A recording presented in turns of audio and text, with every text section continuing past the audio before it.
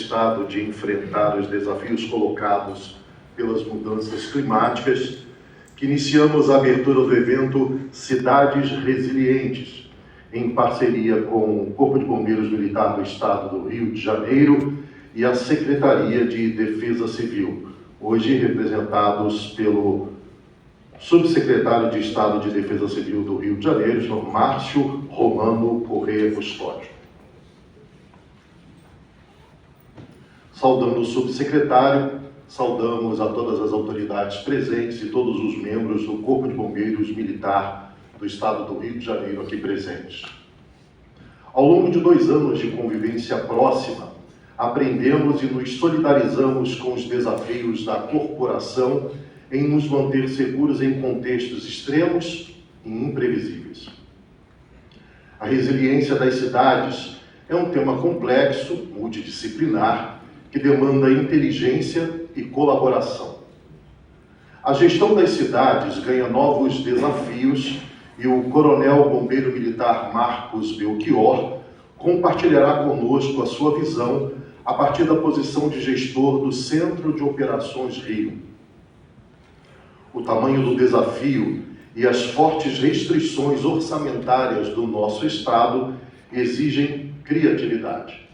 Sérgio Rui Barbosa, pesquisador associado do Centro de Estudos em Sustentabilidade e Gestão de Risco, SESGRI-FGV, com larga experiência em planejamento e gestão orçamentária do nosso Estado, nos traz a sua visão sobre essa questão.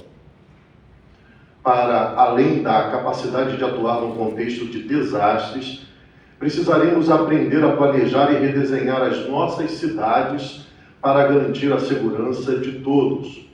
O senhor Miguel Fernandes e Fernandes, presidente do CREA, falará sobre os desafios para a engenharia e arquitetura. Sabemos que os contextos extremos trazem desafios para várias áreas. O senhor Bernardo Rossi, secretário de Meio Ambiente do Estado do Rio de Janeiro, falará sobre as medidas de proteção ambiental necessárias para mitigação e prevenção. A doutora Cláudia Mello, secretária de Estado de Saúde do Rio de Janeiro, falará sobre o desafio de garantir a vida e o socorro às pessoas em contextos extremos. O coronel Maurílio Nunes, subsecretário de Segurança Pública, falará sobre os desafios da segurança em momentos em que a rotina da vida e a ordem social são alteradas. Saudando o coronel Maurílio Nunes, saudamos aos membros da Polícia Militar do Estado do Rio de Janeiro aqui presentes. Sabemos que a transição energética é fundamental para a prevenção e mitigação dos efeitos climáticos. Garantir energia para milhões de brasileiros hoje e a capacidade de avançar com medidas de redução de emissões no presente e no futuro nos trazem desafios econômicos, tecnológicos, sociais e culturais extremamente complexos. O senhor Fernando César Maia, vice-presidente de Regulação e Relações Institucionais da Energisa, nos dará a sua visão desses desafios nas perspectivas das empresas. O senhor Ciro Biderman e o senhor Marco Túlio Zanini falarão sobre os desafios para a academia na evolução das pesquisas e gestão de soluções aplicadas a esses problemas. O senhor Cláudio Castro, governador do Estado do Rio de Janeiro, e a senhora Magda Chambriard não puderam estar presentes. Em nome da Fundação Getúlio Vargas e dos nossos parceiros nesse evento, damos as nossas boas-vindas a todos os presentes e convido os palestrantes citados no roteiro para que assumam seu lugar junto ao palco, por favor. Os aplausos os recepcionam.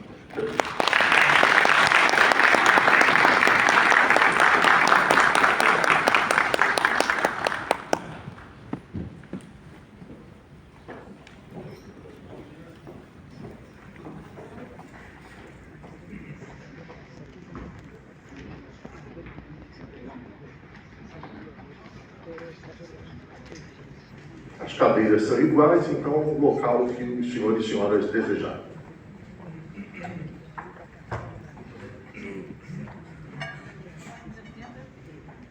Para fazer uso da palavra, convido a senhora Carmen Migueles, coordenadora do SESB.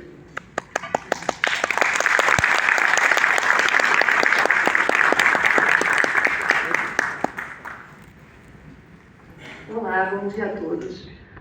Em nome do SESB, eu gostaria de posicionar esse evento dentro dos nossos esforços de construção de um Rio de Janeiro mais resiliente. O estímulo para a criação desse evento surgiu da troca de experiências e conhecimentos entre pessoas do CBMERG e professores e pesquisadores da FGV. A integração entre o conhecimento teórico sintetizado em artigos internacionais trabalhados para o MBA que nós realizamos juntos, pelos professores e pesquisadores da FGV, com a experiência e a reflexão sobre práticas trazidos pelos bombeiros militares e profissionais de defesa civil para as nossas salas de aula, nos permitiu enxergar com clareza os inúmeros espaços para inovação em gestão pública e pesquisa aplicada que temos pela frente. Podemos fazer mais e melhor com os recursos que temos hoje, se conseguirmos mapear claramente os desafios que enfrentaremos, aqueles que o futuro nos reserva, e criar coalizões de pessoas para viabilizar formas mais efetivas de cooperar na produção de resultados.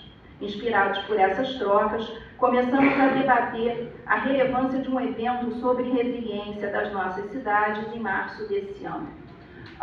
Uma das coisas que nos chama a atenção é a capacidade e a competência dos profissionais da área pública do Rio de Janeiro em compreender os desafios desse cenário e colocar propostas para que a gente consiga avançar. E isso é uma coisa muito importante quando a gente percebe o valor do capital humano na nossa cidade e o quanto que isso pode nos apoiar no desenvolvimento de soluções.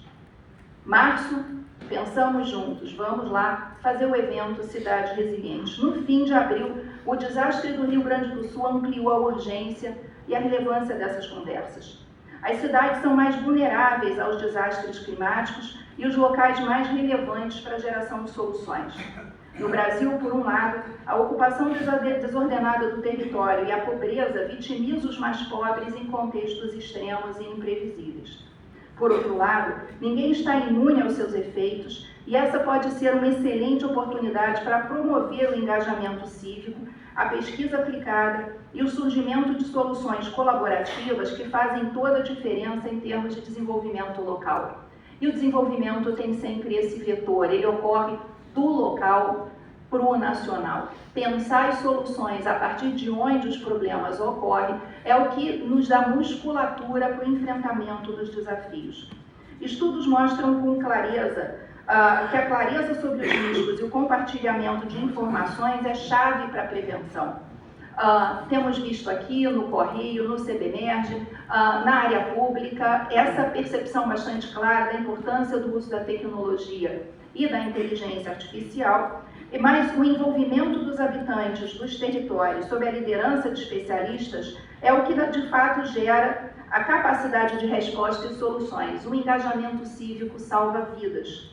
A comunicação clara, transparente e tecnicamente orientada forma a base para a construção da confiança pública necessária à capacidade de resposta ordenada dos cidadãos em caso de eventos extremos e facilita a construção da legitimidade de políticas públicas para o seu enfrentamento. Uma marca como a do Corpo de Bombeiros, que conta com a maior taxa de confiança pública no nosso país, é um ativo muito relevante para essa transformação. Marco Túlio Zanini, aqui presente, vai ao Japão esse ano para avançar com o intercâmbio de pesquisas sobre o papel da confiança pública na capacidade de resposta a desastres. Devemos usar essa marca? Se sim, de que forma? Com que regras e com que objetivos? Há muito por estudar e muito para aprender sobre essa questão. Na realidade, essa mesma questão se aplica aos desafios aqui da saúde pública. Ouviremos aqui a palestra da secretária Cláudia Mello e da gestão especializada das cidades. Ouviremos aqui a participação do Coronel Belchior. O Coronel Nunes, antigo frequentador dessa casa, nos falará sobre os desafios da integração de ações de segurança pública em contexto de desastres extremos. Infelizmente, nós temos observado que em momentos críticos Indivíduos oportunistas fazem o caos quando todos estão tentando salvar vidas. Essa inter-relação, essa troca, o reconhecimento dos desafios e lacunas que nós temos pela frente é fundamental para avançar com o conhecimento aplicado, avançar com as pesquisas, avançar com a geração de soluções e gerar memórias estruturadas sobre o que nós passamos e as lições aprendidas para o futuro. Em um fórum recente do BNDES, isso foi realizado na semana passada e ele está no YouTube para quem quiser assistir, está no YouTube e no site do banco. Apresentaram-se várias pesquisas e soluções que estão sendo desenvolvidas globalmente para aumentar a resiliência das cidades, que vão desde a solução de absorções de água pelas cidades esponjas, criada pelo professor Kong Jin-yu, um chinês que vem trabalhando muito com essa questão, que, para além de evitar enchentes, atua na redução de temperaturas de cidade e prevenção às secas, que é um outro problema. Mais gente morre anualmente pelo aumento da temperatura nas cidades do que no contexto pontual dos grandes eventos. Redução de temperatura é uma outra questão que nós vamos precisar enfrentar. De que forma nós podemos financiar essas soluções? De que forma nós podemos aplicá-las nas nossas cidades? Como aplicá-la dentro dos desafios concretos das cidades do estado do Rio de Janeiro, de forma que funcione alinhada à dinâmica das nossas comunidades e às nossas restrições de recursos. O quanto sabemos e podemos usar no planejamento do nosso futuro, resiliente, e quantos estudos estão guardados nas gavetas das nossas universidades e centros de pesquisa, é algo que nós precisamos descobrir. E descobriremos com esse tipo de fórum. O nosso plano é, após esse fórum em que nós ouvirmos os especialistas, nós começarmos a realizar anualmente os encontros com técnicos, com universitários, com universidades e seus centros de pesquisa, para somar esforços na geração de solução. Fóruns de debate e colaboração podem gerar as soluções mais inteligentes, baratas e viáveis dentro dos nossos contextos específicos. A redução de emissões de CO2 nas cidades e o aumento da capacidade de mitigação é relevante para a prevenção de desastres. No entanto, a gestão dessa mudança complexa envolve múltiplos atores e tem um alto custo de financiamento. Mudanças são necessárias não só no nosso planejamento urbano, com novas estratégias de construção, tratamento de água e economia circular, mas também com novos padrões de construção mais verdes, mudanças no transporte urbano para a redução das emissões. Receberemos aqui o presidente do CREA para nos ajudar a refletir sobre essa questão. Criar cidades mais verdes, com mais áreas de absorção de água e maior capacidade de absorção de gases, é um objetivo para qual cada cidadão pode colaborar. Podemos envolver os cidadãos em novas formas de arborizar e refrescar as cidades? Que tipo de experimentos de gestão social podemos pensar para viabilizá-las? Nesse momento, temos mais perguntas do que respostas. A pesquisa, o acompanhamento de políticas públicas, a produção, tratamento e monitoramento de dados e a gestão do conhecimento nas cidades é extremamente relevante para avançarmos com mais inteligência e sem desperdícios. Compreender o que está sendo feito e pensado e onde cada um pode colaborar é relevante para avanços consistentes. Convidamos para esses debates as pessoas que nós entendemos que estão no olho do furacão nesse tema e ouviremos as suas percepções para abrir esse fórum anual de debate sobre essa questão. O governador Cláudio Castro pediu desculpas por não comparecer ao nosso evento, pois uma questão urgente afetou a sua agenda. A visão do governo está bem representada em outros membros do governo aqui presentes. A senhora Magda Chambriard aceitou o nosso convite inicialmente, mas na cadeira de diretora de orçamento da Câmara, e foi naturalmente convidada para a presidência da Petrobras. Imagino que está com uma agenda bastante atribulada e não pôde comparecer. Para falarmos sobre a experiência do CBNERJ e da Defesa Civil no estado do Rio de Janeiro, ouviremos aqui o Coronel BM Márcio Romano Correia Custódio, subsecretário de Estado de Defesa Civil e membro do Corpo de Bombeiros Militar do Rio de Janeiro, para falar sobre o papel do Centro de Operações Rio e a forma como a Prefeitura do município do Rio vem trabalhando essa área. Convidamos o Coronel BM Marcos Belchior Correia Bento. Para falar sobre os desafios fiscais orçamentários do nosso Estado, convidamos o Secretário de Planejamento e Gestão do Governo do Rio de Janeiro de 2007 a 2014, Secretário de Fazenda de 2014 e 2015 e atual diretor do Comitê de Orçamento da Câmara, Sérgio Rui Barbosa. Para falar sobre os desafios da construção de cidades resilientes para inspirar o debate público sobre o tema, convidamos o presidente do Conselho Regional de Engenharia e Arquitetura, senhor Miguel Alvarenga Fernandes e Fernandes. O senhor Miguel já está presente? O senhor poderia, por favor, tomar o seu lugar no palco? Me desculpa, eu não conhecia pessoalmente, não consegui identificá-lo lá fora. Para falar sobre os desafios de defesa, proteção e recuperação do meio ambiente, convidamos o secretário de Estado de Meio Ambiente, o senhor Bernardo Rossi. Está presente o secretário? O secretário estava voltando de Lisboa num voo ontem à noite e nos pediu para ter paciência que ele viria. Então, ele deve estar para chegar em breve.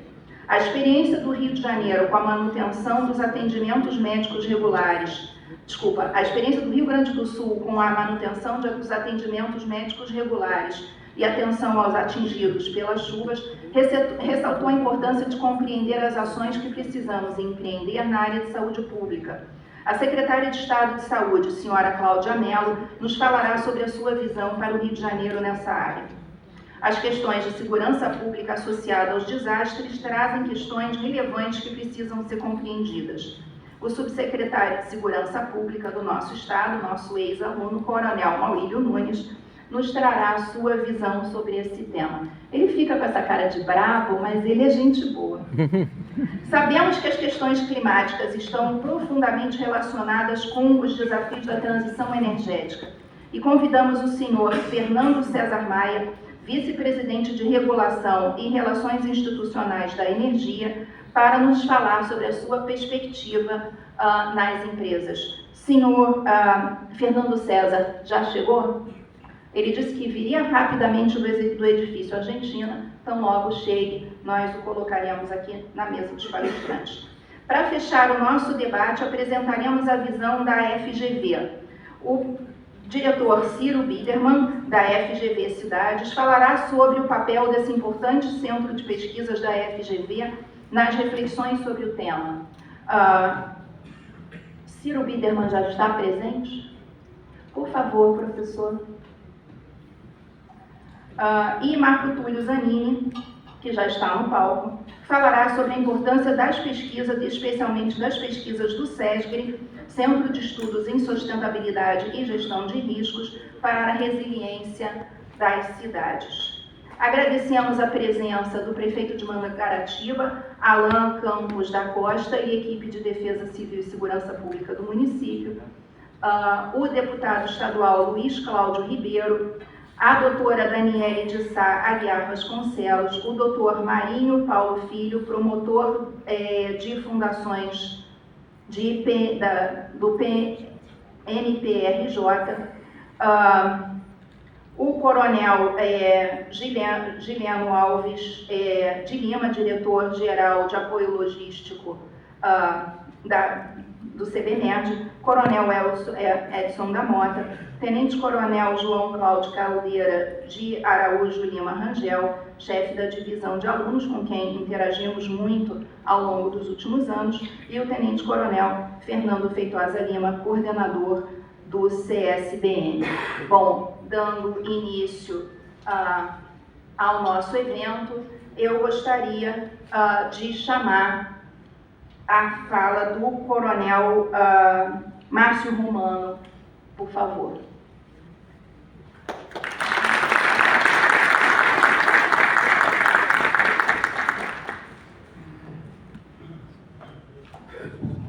Bom dia a todos e a todas. É um prazer estar aqui, uma emoção e um entusiasmo gigantesco. Eu já estou, meu nome é Márcio Romano, sou coronel do Corpo de Bombeiros. Estou já há 30 anos na corporação, 20 deles dedicados à defesa civil, dedicados a ajudar e a proteger a população da melhor maneira possível. E eu me orgulho disso. Eu fico muito feliz, professor Marco Túlio. E aí eu dou bom dia ao senhor, com todo carinho e respeito, porque a gente já tem conversado há muito tempo sobre esses assuntos. Cumprimentando o senhor também, eu cumprimento todos os professores aqui da FGV, pesquisadores, técnicos, profissionais que participam desse evento. Nós estávamos conversando, e o senhor falou, esse evento é para vocês. Olha, quando o senhor falou isso, eu fiquei muito feliz, porque nós precisamos de espaço como esse mesmo. Precisamos compartilhar o nosso conhecimento. Muita gente não sabe o que a gente faz. E se não souber, não vai saber como tomar as suas medidas. Então, gratidão à FGV por essa oportunidade. Aqui representando o nosso coronel Leandro Sampaio Monteiro, não pôde vir, mas ele manda um forte abraço e agradecimento por essa oportunidade também. Tenho que me reportar aqui ao nosso eterno comandante-geral, Coronel Sérgio Simões, porque eu aprendi muito e que se dedicou muito como comandante-geral na Defesa Civil. Comandante, obrigado pelos ensinamentos e pela oportunidade. Hoje estou aqui por causa do senhor. Hoje estou aqui porque o senhor motivou naquela época. E agradeço de coração. Cumprimentando o senhor, cumprimento todos os nossos militares da Defesa Civil, do Corpo de Bombeiros, da Polícia Militar que está aqui presente, porque também fazem parte desse processo. Como já foi falado pela senhora, os desastres eles são complexos, eles não são difíceis, tão fáceis assim de lidar. Mas eles precisam ser dadas soluções. Como? Em conjunto, interagindo com toda a sociedade, de preferência, porque a sociedade como um todo, a sociedade civil, ela tem que participar também desse processo, não são só os bombeiros. Nós sozinhos não trabalhamos na solução dos casos, mas quando nos juntamos, nos unimos, aí sim, a solução vai sair. Então eu venho aqui, humildemente, para poder contribuir um pouco das nossas informações, e nada melhor do que falar um pouco sobre cidades resilientes. Não é essa a palavra-chave hoje? Cidades resilientes. As cidades precisam tornar-se mais seguras. De que forma? Tomando conhecimento do que é realmente o desastre. A partir do momento que ela toma conhecimento do que é o desastre, ela vai conseguir tomar suas medidas. Se a pessoa não tiver conhecimento, ela não vai saber como fazer. E o Estado do Rio de Janeiro, já desde 2017, participa, junto às Nações Unidas, de um programa que se chama Construindo Cidades Resilientes. Não tem o Construindo, mas tem Cidades Resilientes, 2030. Sabiam disso? Que o Estado participa desse processo? Então, por que não a gente compartilhar um pouco desse conhecimento? Já que até 2030 nós temos tempo ainda para mostrar aquilo que nós fizemos. Obrigado.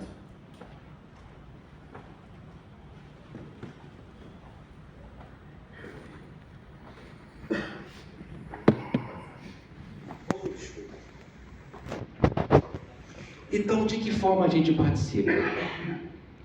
A ONU, ela tem um escritório das Nações Unidas, onde se dedica justamente para a redução do risco de desastres.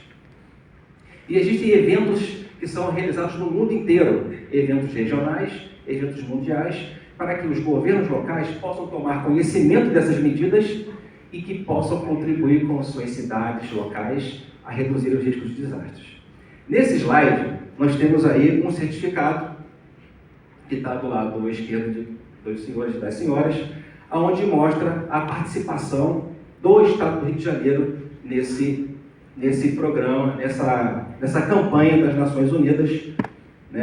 No meio ali nós temos uma imagem do nosso Estado, onde mostra a nossa participação dentro dos municípios nessa campanha. Vejam bem como o Estado do Rio de Janeiro participa ativamente dessa campanha, que é a campanha mais importante do mundo para a redução do risco de desastres. E do outro lado, oposto, nós temos uma foto onde foi uma capacitação feita junto com os municípios participantes dentro do Estado do Rio de Janeiro para uma ferramenta chamada Scorecard. O que é essa ferramenta?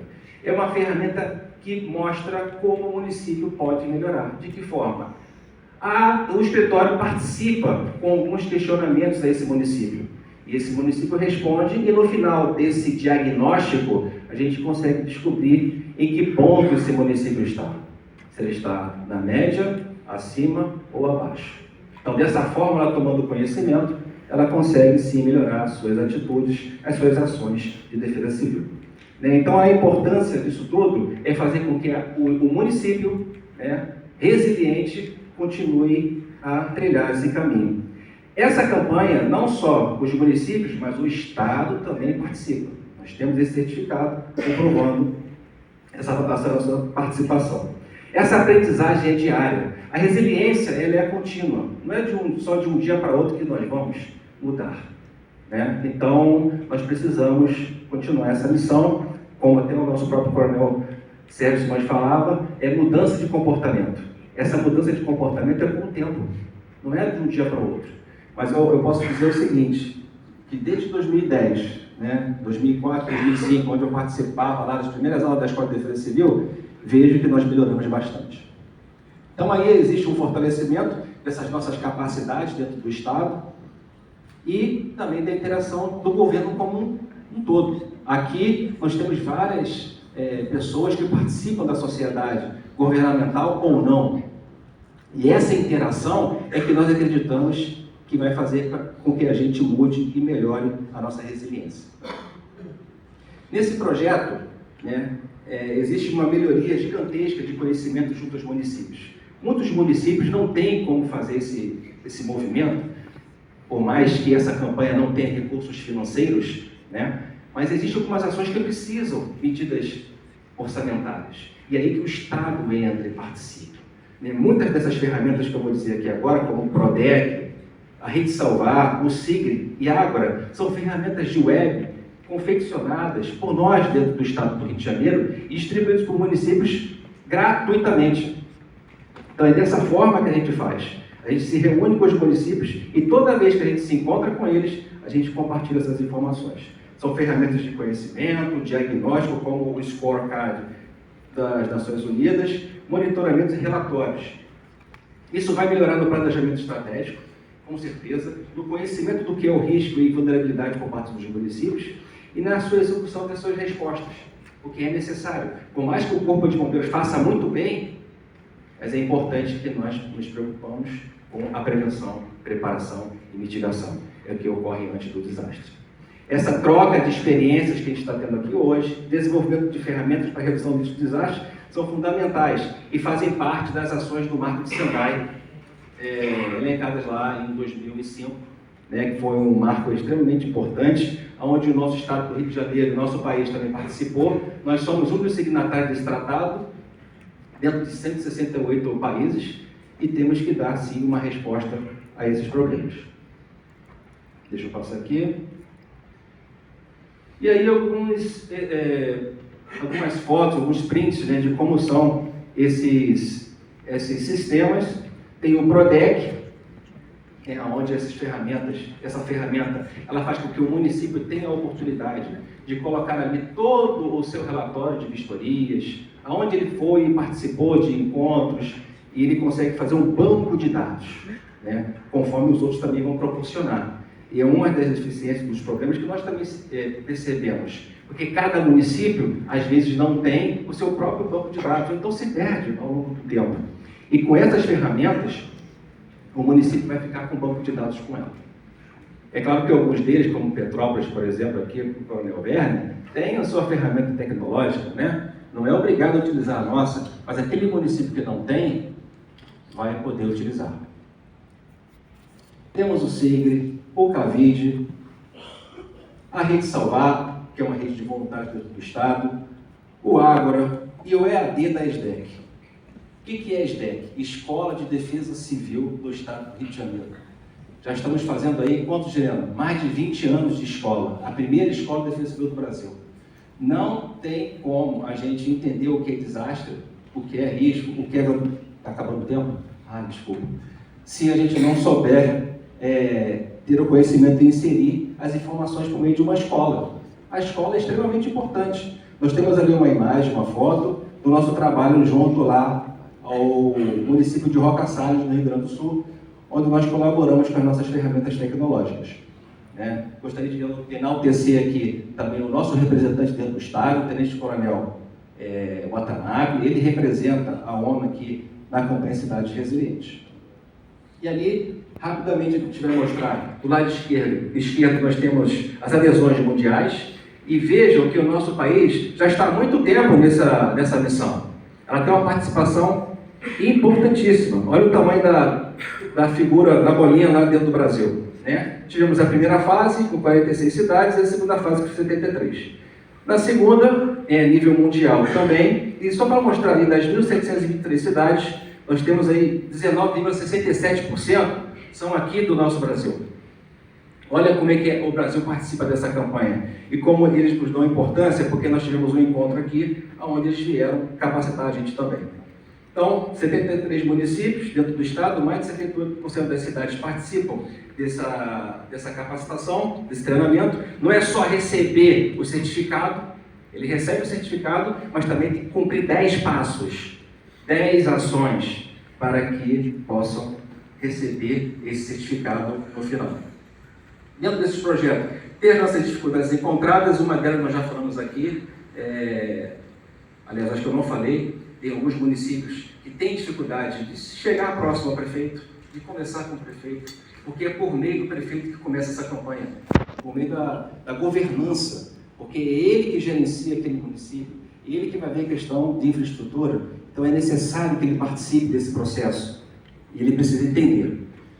Muitos benefícios que os municípios têm, principalmente essa visibilidade junto à ONU.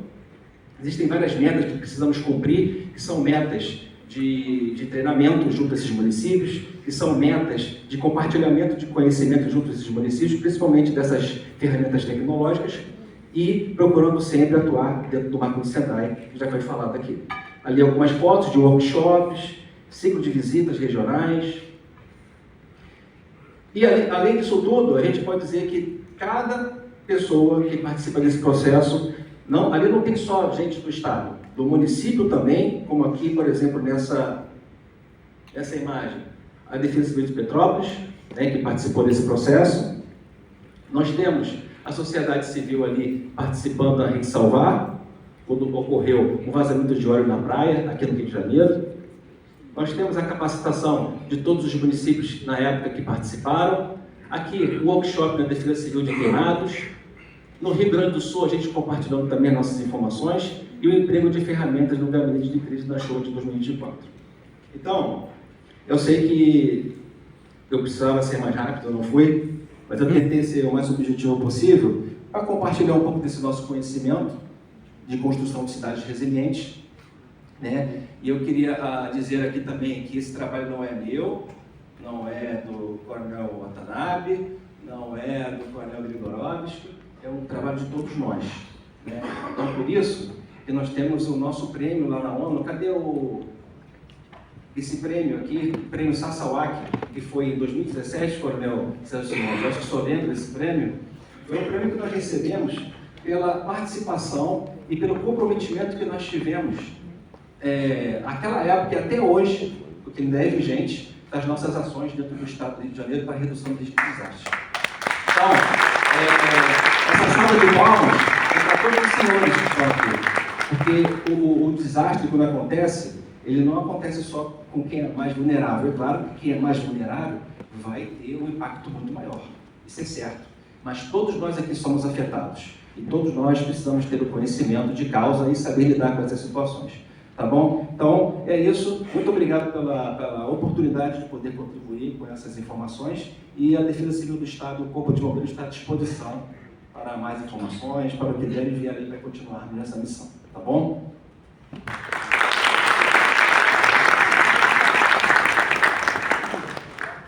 Os nossos agradecimentos ao subsecretário Márcio Romano por sua apresentação.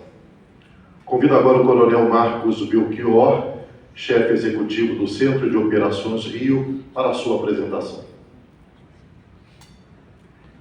Bate palma aí para mim.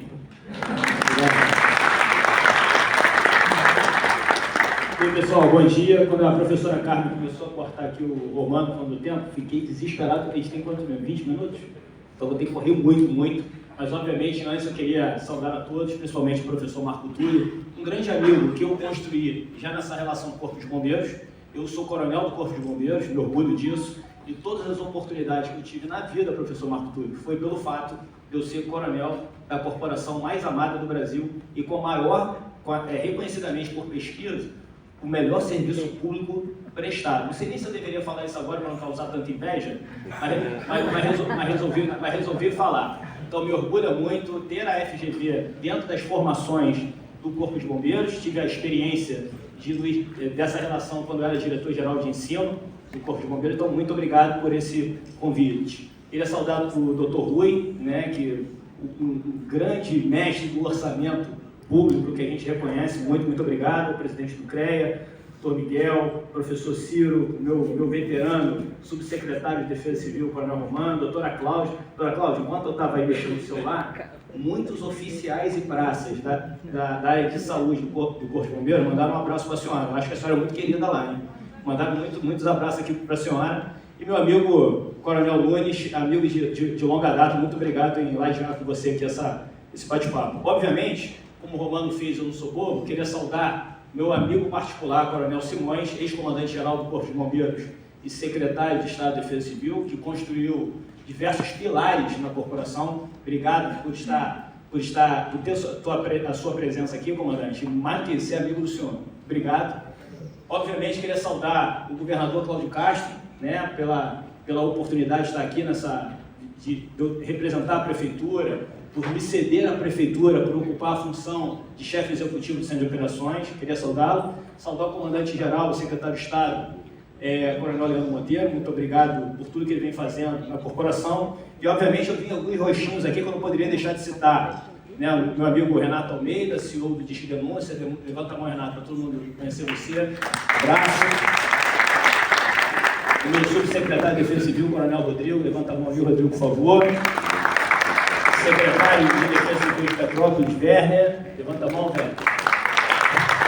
Secretário de Estado de Mangaratiba, Coronel Scarani. Levanta a mão, por favor. Meu amigo Coronel da Mota, grande parceiro de longa data. E quando a gente faz isso, obviamente a gente comete falha com muitos que a gente acaba não citando, então peço desculpa a todos. Queria saudar também uma pessoa importante lá do time do COR, que veio de Nova York também. Lívia, levanta a mão para eu deixar você constrangido. O nosso representante do COR lá no Centro de Operações de Nova York. Bem, pessoal, eu juro que eu vou correr aqui agora para falar do nosso tema. Antes que a professora Carmen levante a plaquinha ali do tempo. O Centro de Operações trabalha com dois grandes conceitos, né? A gente passa por duas transformações no planeta. Uma climática e a outra social / tecnológica. É disso que a gente veio falar aqui, é desse entendimento que a gente pretende passar aqui para todos, que são os nortes das políticas lá do Centro de Operações. Queria passar um vídeo para vocês.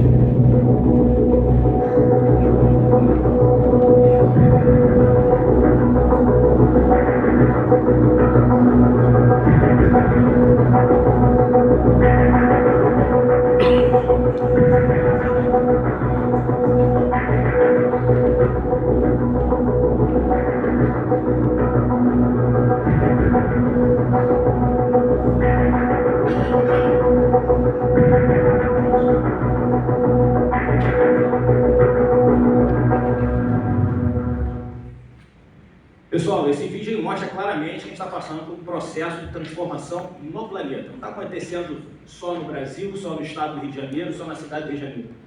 A gente está sofrendo já as consequências das mudanças climáticas no planeta inteiro. E quando eu era pequenininho, Belchiorzinho, lá na terceira série, quarta série, a gente ouvia falar de mudanças climáticas, a gente projetava isso para 200 anos, 500 anos, algo mais ou menos assim. A professora Carmen, na sua fala aqui inicial, falou muito bem, a gente precisa ter medidas de mitigação, ou seja, o que eu tenho que fazer para parar de emitir gases de efeito estufa? A gente tem que continuar. A gente está trocando a roda do carro em movimento. As consequências estão aí. As consequências estão aí.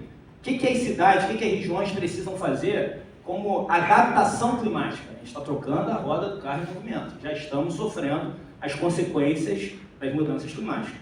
É disso que a gente vem falando. A gente publicou uma matéria com o Jornal o Globo ano passado que fala justamente da mudança de perfil climático na cidade do Rio de Janeiro de um tempo para cá, mais especificamente de 2010 para cá. Olha o número aqui, ó. Estou correndo, tá, pessoal? De 1931 a 1996, acontecia um evento extremo climático a cada 6 anos. De 97 até 2010, um evento climático a cada 3 anos. De 2010 para cá, um evento extremo climático a cada ano. A cada ano. Eu não posso mais alegar desconhecimento. O homem público não pode mais alegar desconhecimento. Isso aqui é pesquisa baseada em dados. Aí, o que acontece? Esse é o COR que todo mundo conhece, Centro de Operações Rio, da cidade, da Prefeitura do Rio, em 2024. Mas nem sempre foi assim. Em 2010, vocês vão se lembrar daquele desastre, né, que aconteceu na região metropolitana, que afetou o Morro do Bumba. Muitos aqui, inclusive, trabalharam nesse desastre. Tá? Mais de 200 pessoas morreram. E na cidade do Rio de Janeiro, 67 pessoas morreram. Foram 360 milímetros de chuva em 24 horas. Resumindo, é muita chuva. Vou botar outro vídeo.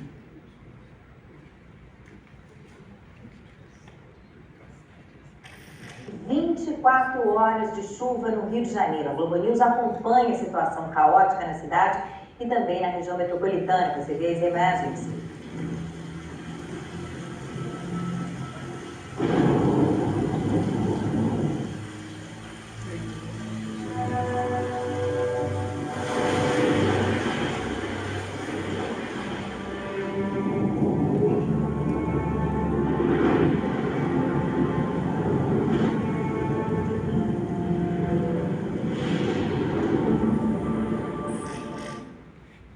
Então, esse vídeo, um vídeo cassete, é justamente para fazer o repórter, para nos retornar aquele momento social.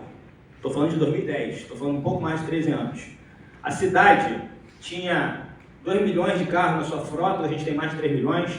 Dispositivos digitais, o Brasil tinha 80 milhões, hoje temos mais de 464 milhões. Usuários no Instagram, maravilhoso, somente 1 milhão de pessoas no Instagram, a gente tem mais de 1 bi, tá? Capacidade de processamento e o mais inacreditável, nós não tínhamos o Waze e o WhatsApp. Tudo bem? Nesse abril de 2010, eu estava com o prefeito da cidade do Rio de Janeiro, nós nos deslocamos para o centro de monitoramento da Sete Rio, que ficava no prédio do Detran, na Presidente Vargas, e a cidade do Rio de Janeiro tinha 60 câmeras. E dessas 60 câmeras, só aquelas 12 que vocês viram ali funcionavam.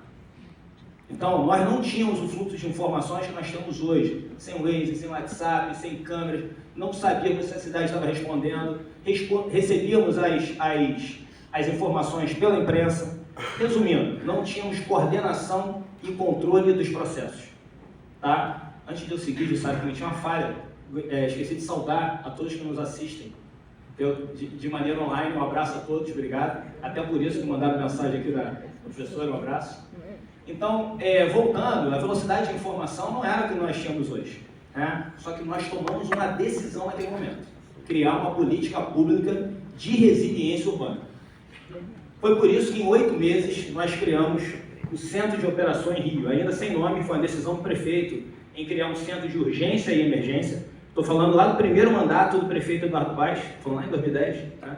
E eu gosto sempre de enaltecer aqui, professor Marco Túlio, a capacidade e competência dos funcionários públicos municipais da cidade do Rio de Janeiro, porque entre se ter uma boa ideia e executar um orçamento público, o professor Rui aqui sabe a dificuldade desse processo, fazer um equipamento como esse em 8 meses não foi uma tarefa simples.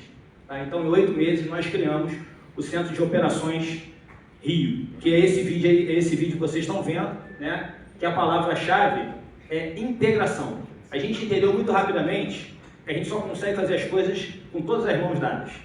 Dentro do Centro de Operações, nós não temos somente órgãos da Prefeitura. Nós temos órgãos do Governo do Estado, Corpo de Bombeiros, Polícia Militar, Polícia Civil, temos concessionárias de serviço, modais de transporte, enfim, Marinha do Brasil, muitos operam de dentro do Centro de Operações. Aí sim a gente consegue retirar todas as métricas e indicadores de todos os micro-territórios dentro do território maior que é a cidade do Rio de Janeiro. a evolução do COR, correndo aqui, 2010 foi a criação do COR, em 2013, porque entre 2010 e 2013, lá na criação, a gente criou o Centro de Operações, depois veio a pergunta, professor Marco Túlio, como é que se opera o Centro de Operações? Não tínhamos a menor ideia, fomos aprendendo, fomos construindo, tá? Fomos construindo. Como diz a minha avó, né? Plagiando a minha avó, só erra quem trabalha, mas cometeu os mesmos erros é burrice. Então a gente busca novos erros, nunca os mesmos erros. Então a gente foi aprendendo essa operação com muita integração e depois de 2013 nós entendemos que nós tínhamos um volume de dados da cidade enorme, gigante. Aí foi a grande mola propulsora dos processos do Centro de Operações. Nós criamos um time de analistas de dados, de cientistas de dados e desenvolveram os processos. Daí foi embora. O COR hoje não depende do Belchior. O COR hoje não depende nos processos, tenho até medo dessa frase que eu falo agora, não depende do prefeito. Interpretem, por favor. Tá? Dentro dos processos, os processos são baseados em dados, sistematizados. É isso que a gente tem que ter. O poder público não aceita mais amadorismo. Se o poder público errar, as pessoas vão morrer. É disso que a gente está falando aqui. Centro de Operações é uma política pública de Estado. Em 2014, a gente aprendeu muito, de final de 2013 até 2016, com muitos eventos da cidade. A gente implantou a estratégia do Rio Resiliente já em 2016. A gente tem metas claras de ações de mitigação e de adaptação climática na cidade do Rio de Janeiro.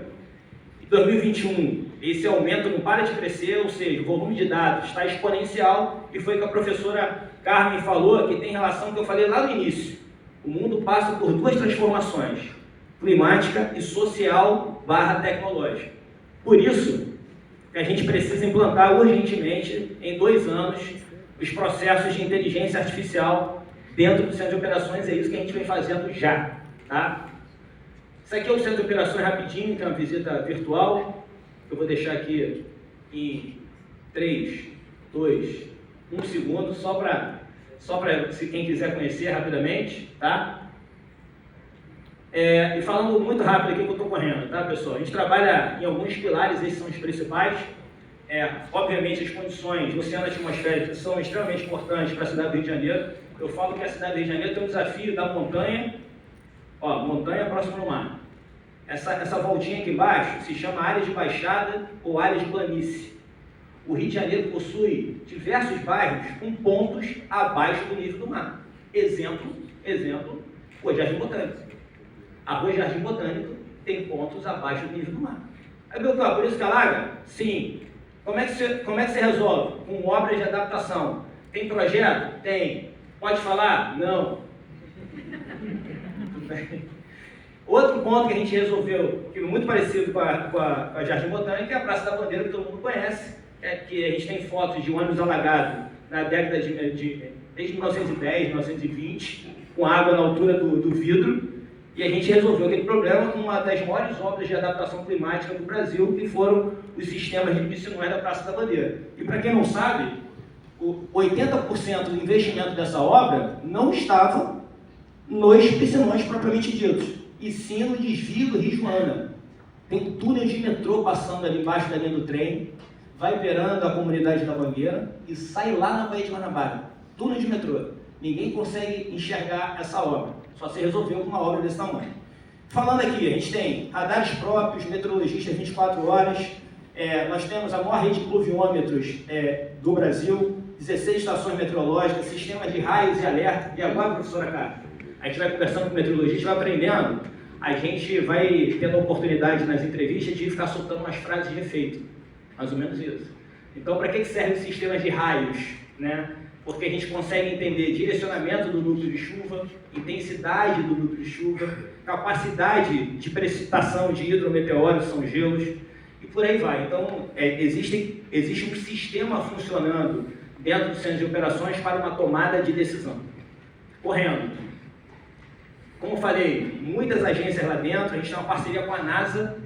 Tá? A NASA, dentro do seu sistema satelital, ela tem um algoritmo que faz projeção de escorregamento de terra na cidade do Rio. A cidade do Rio é a única cidade no mundo que tem essa parceria com a NASA? Por que a NASA veio atrás da cidade do Rio de Janeiro? Porque ela tem um lugar só, que é o Centro de Operações, todo o data lake, todos os dados da cidade para acessar. Notícia boa, esse algoritmo está acertando cada vez mais, a NASA vai criar um programa para inúmeras cidades poderem se inscrever.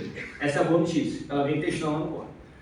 Nosso sistema de alerta e alarme são as sirenes em áreas de comunidade, liderada pelo Coronel Rodrigo, subsecretário de Defesa Civil, com a participação da Secretaria de Saúde, da Secretaria de Assistência Social, com a GeoRio, que eu esqueci de comentar, a falha gravíssima do presidente da GeoRio, Anderson. Levanta a mão, Anderson.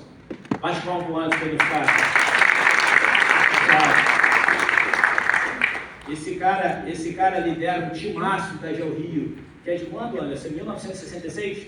Isso. Acertei? Então a GeoRio tem 1966, para vocês entenderem que a cidade do Rio tem uma preocupação com o risco geotécnico há muito tempo. Há muito tempo. E isso só é permitido implantar um sistema de alerta e alarme porque a gente tem esse mapeamento de risco desenvolvido pela GeoRio. Estou correndo. Até agora a professora Carmen está deixando, eu vou falando. A gente tem protocolos de fechamento de rua com parcerias com o Waze. O Waze também tem um programa global chamado Waze for Cities, que a cidade do Rio de Janeiro foi a primeira a integrar lá atrás, lá no início. Ou seja, o Centro de Operações é editor master do Waze. Se eu chegar lá no Centro de Operações e bloquear uma rua, ele vai desviar todos os usuários dessa rua, todos. Aquelas informações do Waze entram todas no sistema do Centro de Operações. E todas as informações do Centro de Operações entra tudo no Waze ali, tá? Então, quando você usa a plataforma Waze na cidade do Rio de Janeiro, você tem as informações colaborativas dos usuários e do Centro de Operações também. Isso para a operação da cidade é sensacional. A gente tem inúmeros eventos na cidade do Rio de Janeiro é que mais faz eventos no Brasil, isso muda a dinâmica da cidade.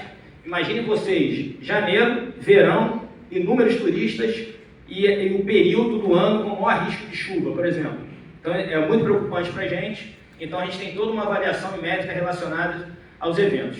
Aí vem o primeiro protocolo que eu gostaria muito de enfatizar. Esse protocolo aqui é um decreto do prefeito. Então o Centro de Operações, mesmo tendo operação no sobrenome, ele é uma super ferramenta de gestão de cidade. Pelo Centro de Operações a gente consegue direcionar inúmeras políticas públicas em inúmeras áreas. Tá? Esse protocolo é um protocolo gerencial também. O que é esse protocolo? A cidade do Rio de Janeiro é a única cidade do Brasil que possui protocolo de cidade.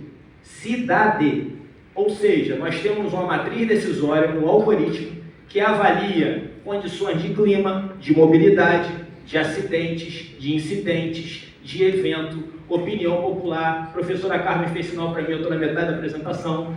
Estou aqui desesperado, vou passar para o final, já. Esse protocolo aqui, ele define até a forma de gerir a cidade. Como assim? Tem decreto do prefeito que obriga todos os dirigentes irem para o Centro de Operações quando a cidade está no estágio 3. É um decreto do prefeito que se obriga a ir para o Centro de Operações quando a cidade está no estágio 4. O prefeito Eduardo Paes chega lá no estágio 2. Mas percebam que existem procedimentos. Quando a gente está no estágio 2 e o cenário está aumentando a gravidade, todos os secretários e dirigentes ficam me ligando. E aí, Belchior, a gente vai para o estágio 3? E aí, Belchior, a gente vai para o estágio 3? Porque eles sabem que é o procedimento nosso. Professora, eu estou correndo junto. Cadê? Não foi? Eu cortaram o negócio. Ó, professor, cortaram o negócio. Cortaram o negócio. Não, mas foi coincidência. Então, percebam que para criar isso aqui, existe muita metodologia baseada em dados. No final das contas, a gente quer que o cidadão fique informado perante os cenários apresentados e saiba se comportar. No final das contas, você quer isso.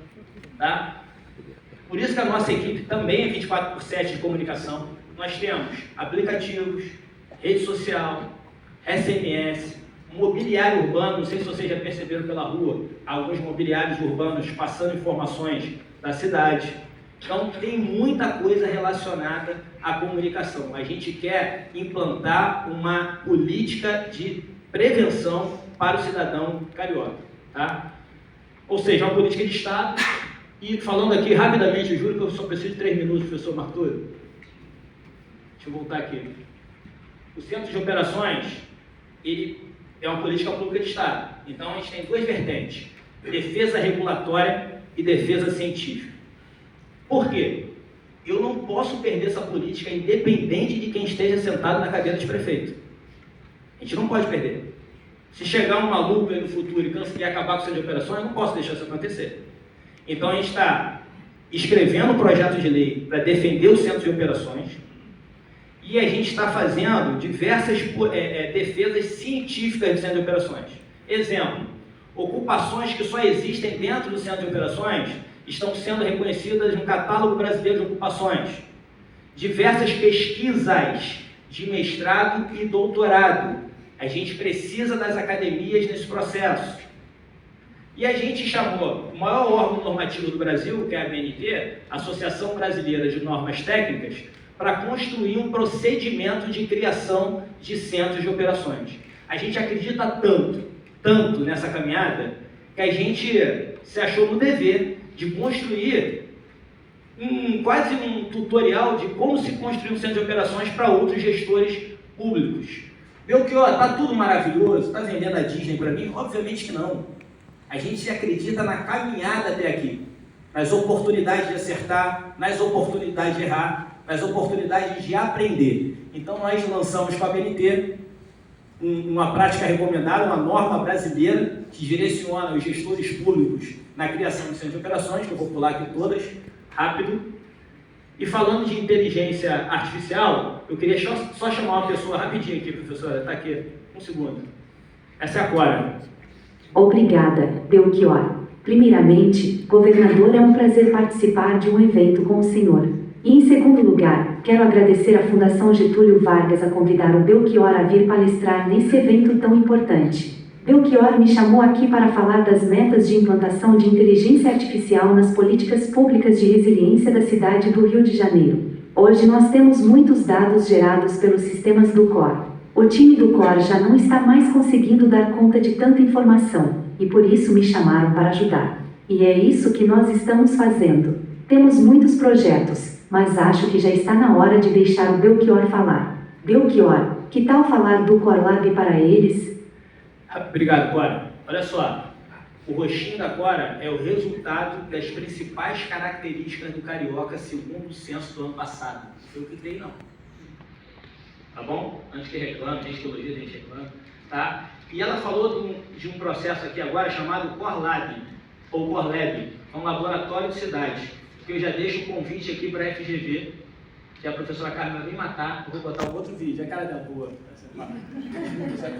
Só mais um videozinho. Esse é o COR Lab, um projeto nosso lá no Centro de Operações.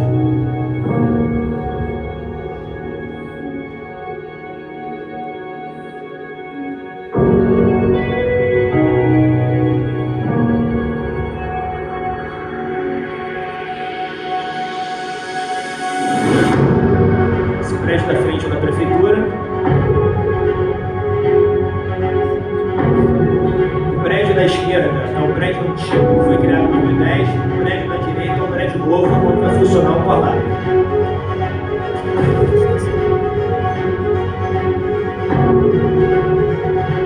A gente vai chamar empresas e academias lá para dentro do COR. A Microsoft já aceitou. A Google já aceitou.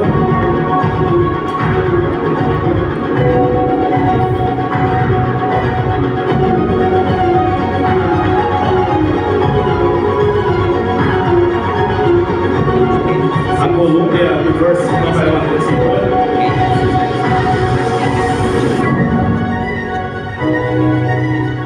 Nós vamos trabalhar nesses eixos.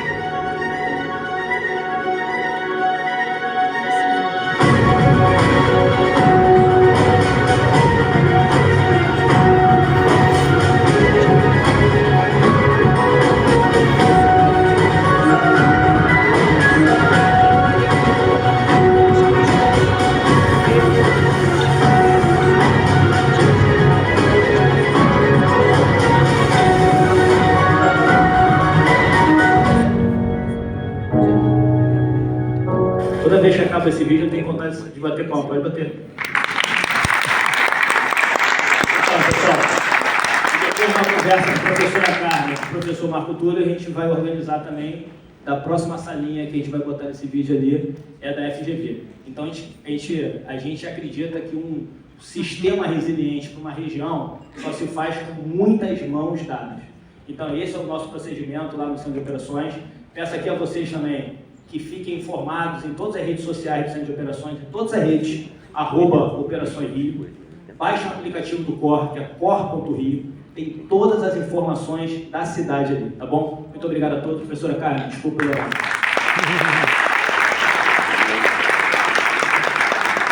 Muito obrigado, Coronel Marcos Belchior, pela sua apresentação.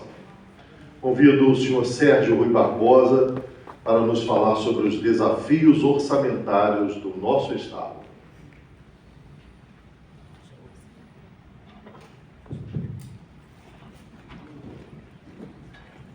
Bom dia a todos.